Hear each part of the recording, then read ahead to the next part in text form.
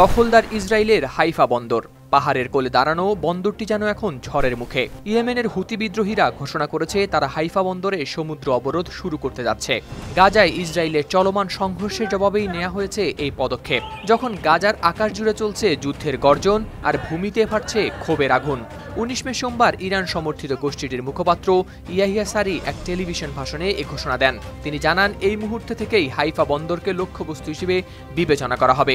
বন্দর বা এর সঙ্গে জড়িত জাহাজগুলোকে তাৎক্ষণিকভাবে সতর্ক করে দেওয়া হয়েছে।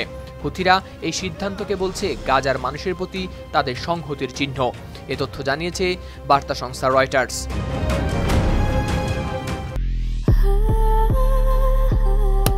Walton switch, stylish and elegant. এই ঘোষণা যে শুধু কথার মধ্যেই সীমাবদ্ধ থাকবে না তা নিশ্চিত করেই বলা যায়, কারণ হুথিরা ইতোমধ্যেই ইসরায়েলের বেন গুরিয়ান বিমানবন্দর সহ বিভিন্ন জায়গায় ছুড়েছে ক্ষেপণাস্ত্র। যদিও তারা যুক্তরাষ্ট্রের জাহাজের উপর হামলা স্থগিত রাখতে রাজি হয়েছে, তবে দখলদার ইসরায়েল দাবি করেছে বেশিরভাগ ক্ষেপণাস্ত্রই তারা প্রতিহত করতে পেরেছে সফলভাবে। ইসরায়েলও চালিয়েছে পাল্টা হামলা। এর মধ্যে 6 মে ইয়েমেনের রাজধানী সানার প্রধান বিমানবন্দরে চালানো এক হামলায় বেশ কয়েকজন নিহত হন এবং ক্ষতিগ্রস্ত হয় বিমানবন্দরটির কিছু অংশ। এই উত্তেজনার পেছনে রয়েছে আরও এক আগুনের গল্প।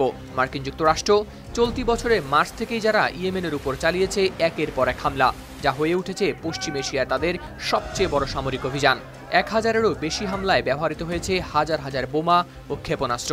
এনবিসি নিউজ জানিয়েছে, এইসব হামলায় খরচ হয়েছে $100 কোটি বেশি। যদিও 8 মে প্রেসিডেন্ট ট্রাম্প স্থগিতের ঘোষণা দেন এই সামরিক অভিযান। হাওলাদার শামীম, RTV।